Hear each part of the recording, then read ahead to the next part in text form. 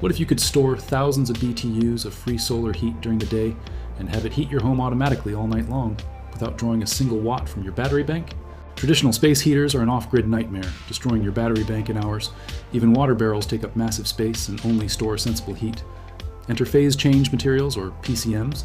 Instead of just getting hotter like water, a PCM absorbs massive thermal energy as it melts at a specific room temperature.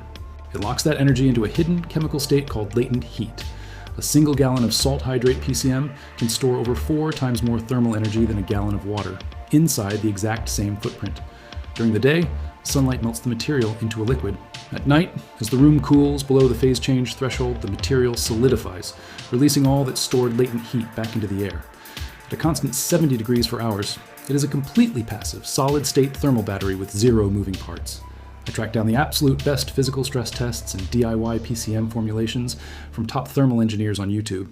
I dropped the direct links to their channels in the description below so you can see the exact melt points and formulas. Check it out and stop letting your thermal energy go to waste.